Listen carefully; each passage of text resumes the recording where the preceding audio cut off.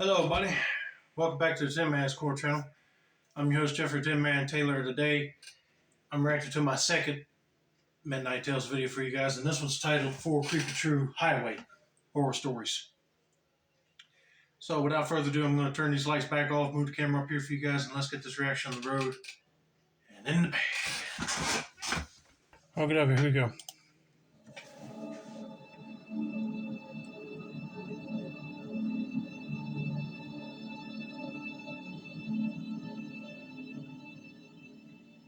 It was several years ago, but the memory is still burned into my brain like it happened yesterday.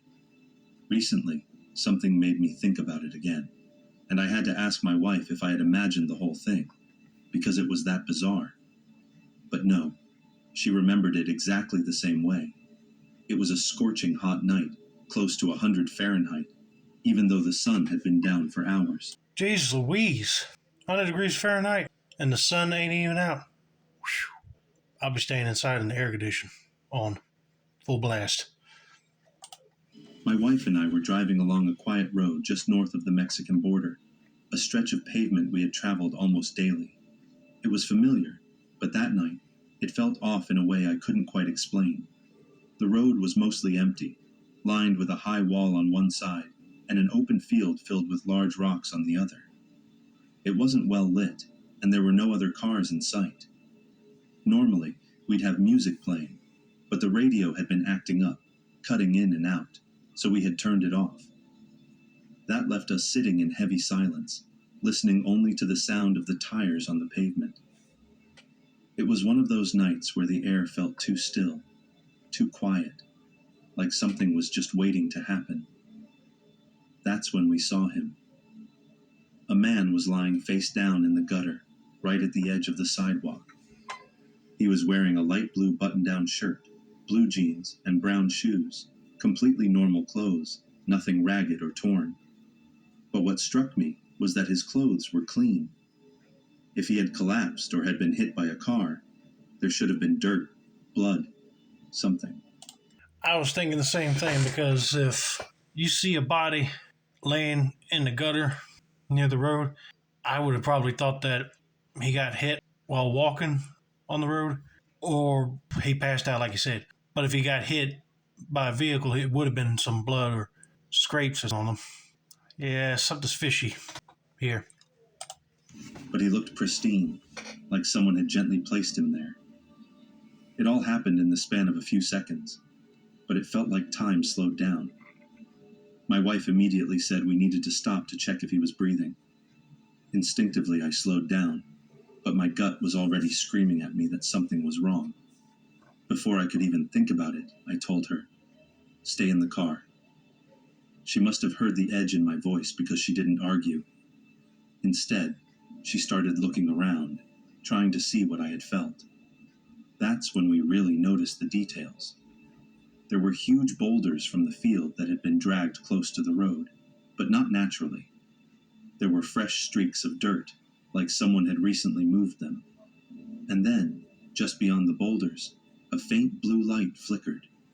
It looked exactly like a phone screen, held low, just out of sight, as if someone was watching us. The second I looked toward it, the light vanished. I didn't hesitate. I punched the gas pedal. The car lurched forward, and I could feel my heart hammering in my chest. As we sped away, I instinctively glanced at the rearview mirror, and that's when I saw them. 5 men burst out from behind the boulders. They had been waiting. They had been watching.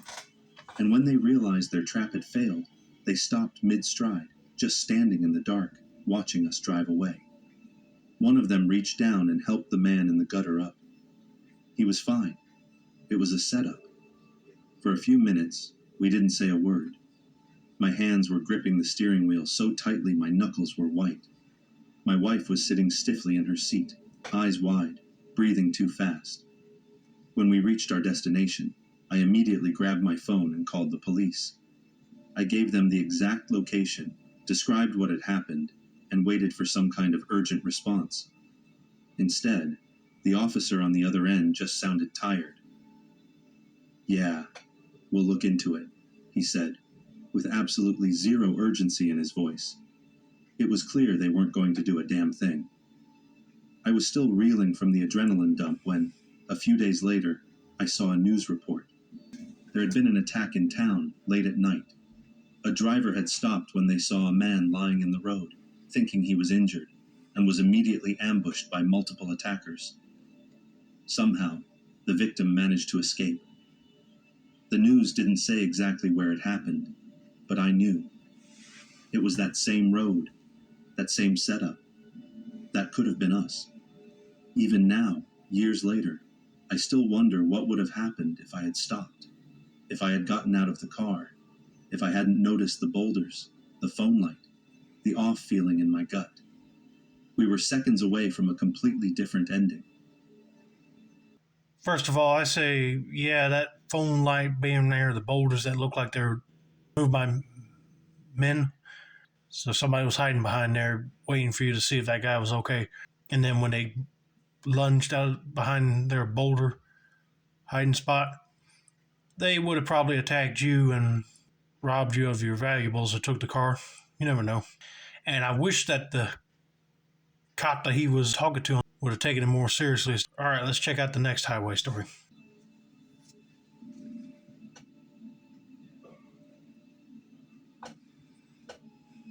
It was about 6 years ago when my friend Tom and I decided to take a trip to a casino on an Ojibwe reserve.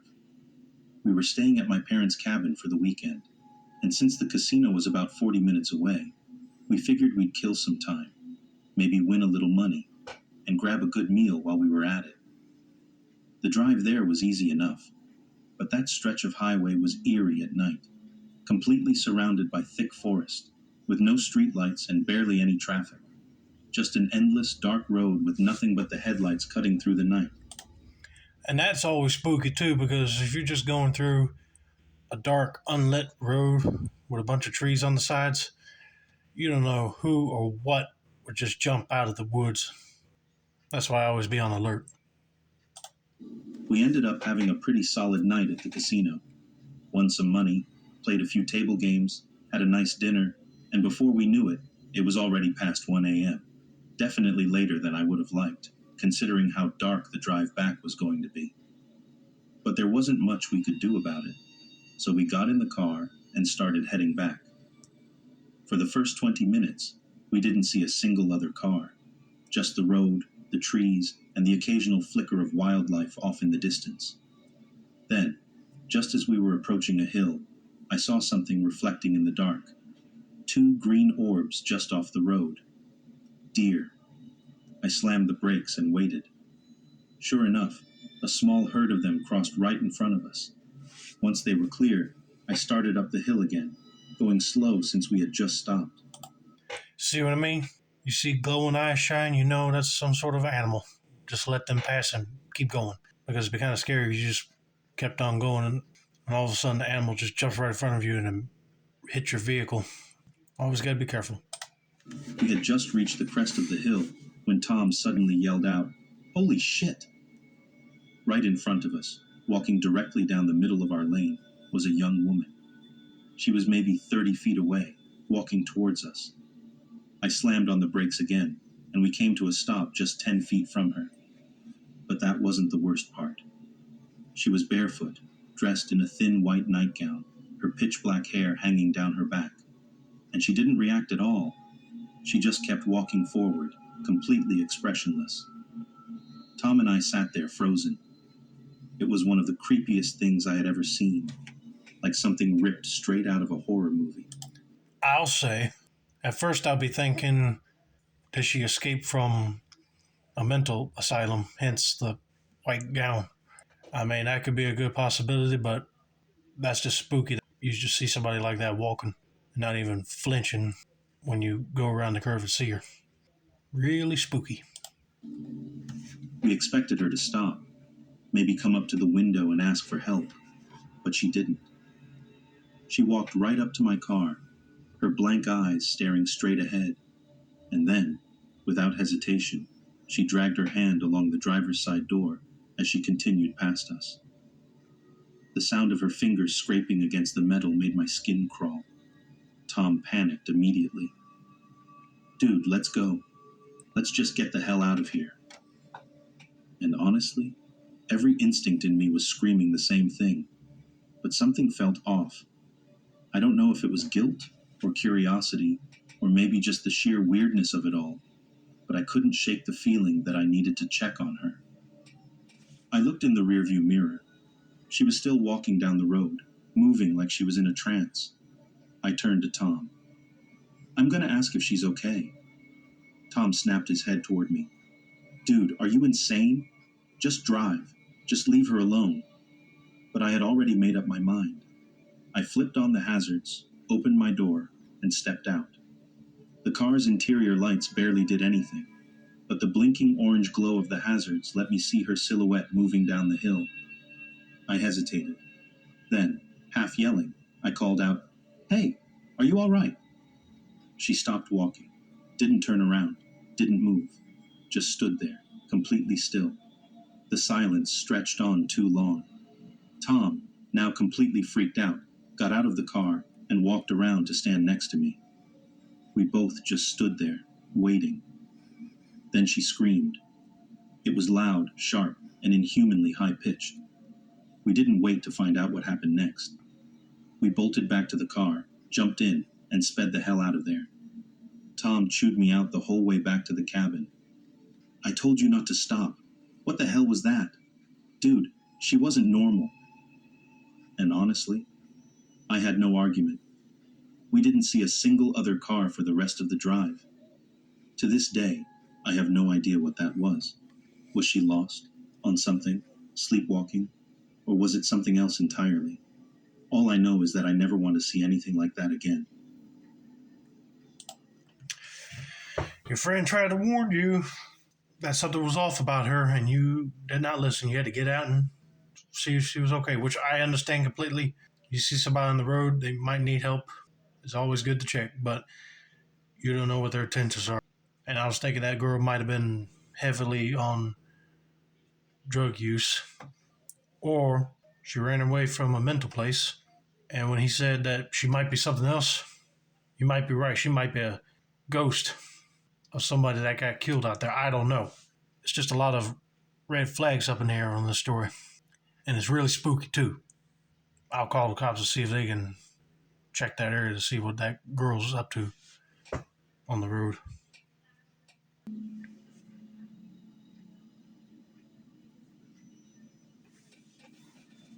I was 18 years old and finally heading home to California for summer break after finishing my sophomore year of college.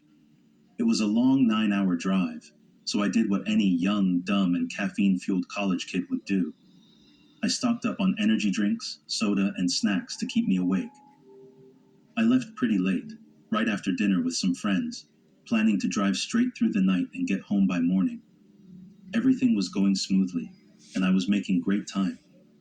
I was about 3 hours from home, somewhere an hour outside Reno, on one of those desolate stretches of highway where you don't see another car for miles. And of course, that's when the energy drinks came back to haunt me.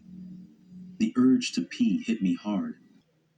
This is why I never drunk sodas or energy drinks, because one, it would really make you hyper if you don't have enough of it.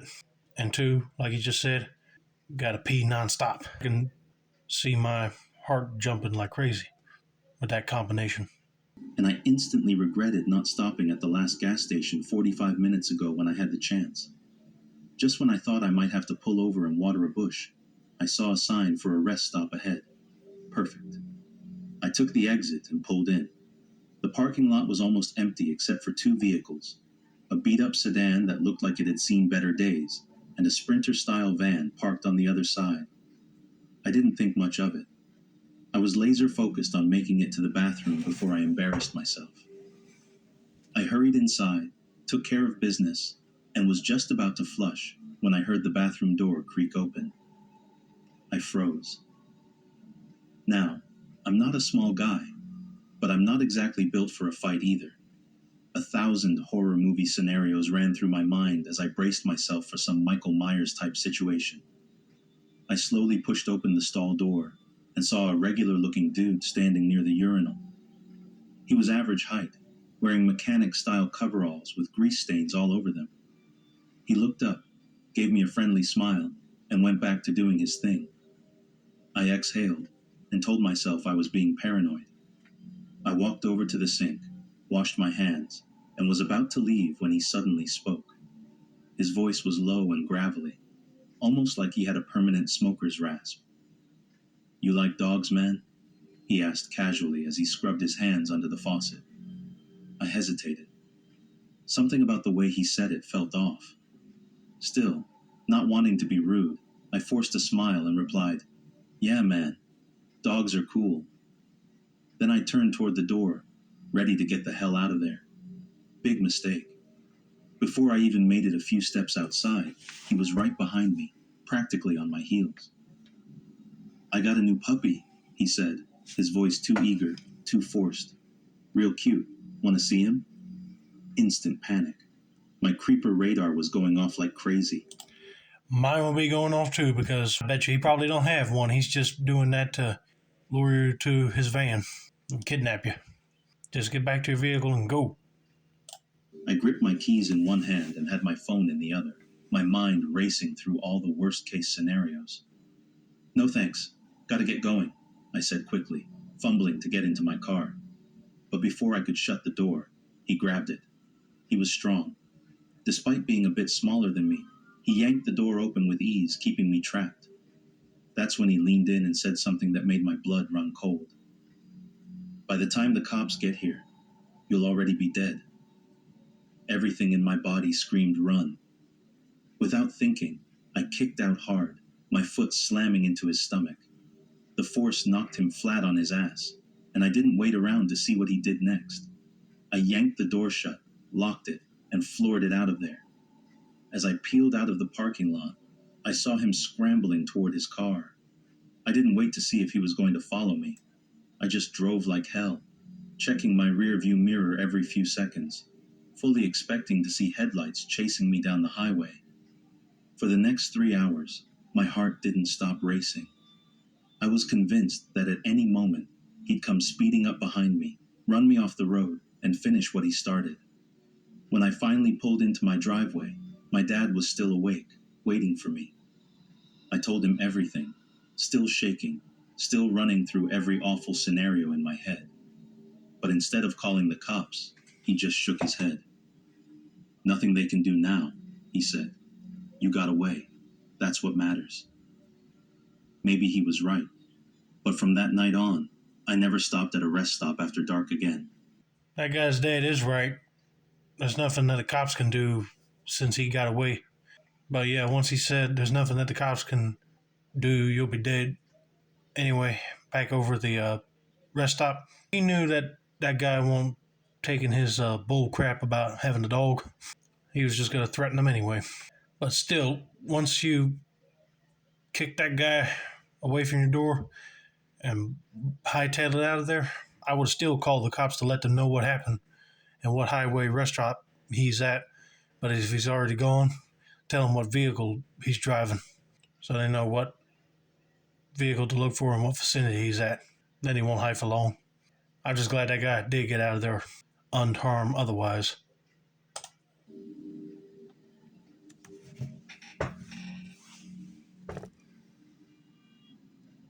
My mom, Lorena, had this terrifying encounter back in the late 70s or early 80s, long before I was born. She was in her mid to late 20s, living near Miami, Florida, and working on a Club Med cruise ship as a casino dealer. She also performed as a singer when she could, so her schedule was all over the place, and she was often driving home at ridiculous hours. Given that lifestyle, it was probably inevitable that she'd have at least one really bad experience. This particular night, it was around 2 or 3 in the morning, and she was heading home on one of those long, empty Florida highways, the kind that stretches for miles without a single streetlight, surrounded by nothing but thick swampland. The type of place where if your car breaks down, you're screwed. And of course, that's exactly what happened. One minute she was cruising along, the next, the engine stuttered and died. She coasted to a stop on the shoulder of the highway, turned the key a few times, and got nothing but silence. No cell phones, no emergency roadside assistance, and definitely no houses nearby. Just an empty, dark road, and a whole lot of gators lurking somewhere in the swamps. At first, she tried to stay calm. She figured she'd just sit tight and wait for another car to pass. Surely someone would stop and help, right? Wrong.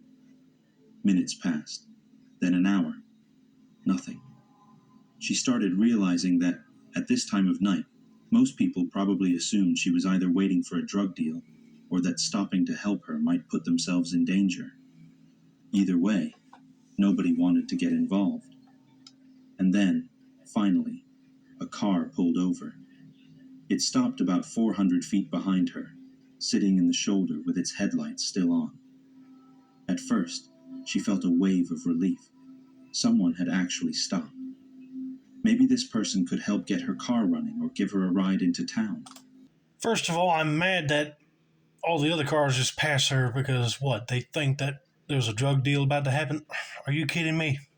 If somebody's on the side of the road and their car looks like they're broken down, you need to help them if you can. And two, if somebody just pulls up with their headlights beaming on you and they don't get out of the car real quick, yeah, something's about to go down. She needs to hurry up and make a escape plan. Quick. But then, minutes passed, and the driver didn't move. He just sat there, engine running, headlights glaring, completely still. Something felt wrong. She tried to reason with herself. Maybe he was just debating whether or not to help. Maybe he was making a phone call. Maybe he was waiting for her to signal that she needed assistance. But deep down, she knew better. Her heart started pounding. Then, after nearly 10 minutes, the driver's side door slowly opened. A man stepped out. He was alone. He walked to the trunk of his car, popped it open, took something out, and began walking toward her car. Slowly. Way too slowly. Nobody moves like that if they're just coming over to offer help. That's when she saw what he was carrying. A wrench. Not jumper cables. Not a gas can. Not a toolbox. A big-ass wrench, gripped tightly in one hand as he kept walking toward her car without saying a word. Everything in her body screamed, "Run!" But her car was dead, and she was trapped. She thought about getting out and running into the woods. But that was a death sentence, too.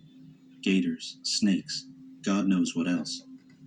She thought about locking the doors and pretending not to be there, but he'd already seen her. She was out of options. And then, out of nowhere, a tow truck appeared. The bright floodlights of the truck lit up the whole highway as it sped past, then suddenly slammed on the brakes and did a sharp U-turn. It pulled up right next to her car, stopping between her and the man with the wrench. The guy turned on his heel, sprinted back to his car, and took off. The tow truck driver got out, took one look at her, and said, "You okay?" She could barely get the words out. He helped her into his truck, and as they started driving away, she finally managed to ask, "Why did you stop?" His answer? "I saw that guy's face. He was up to no good." That's it. No hesitation, no doubt. Just a gut feeling that something wasn't right. She never found out who that man was, what he wanted to do, or what would have happened if the tow truck hadn't shown up. But she's convinced that if she had been alone just a few minutes longer, she wouldn't have made it home that night. Oh, yeah, if that guy just kept on coming to the car with that wrench, he probably break the window and got her out of there and kidnapped her or possibly rob her and murder her. Thank God that tow truck came. But anyway, that's going to be it for now. Don't forget to like, subscribe, turn on post notifications for more Midnight Tales videos like this. This has been another successful installment of the Tin Man's Quarter Channel. I'm your host, Jeffrey Tin Man Taylor. I say that's a wrap, and that's day, y'all.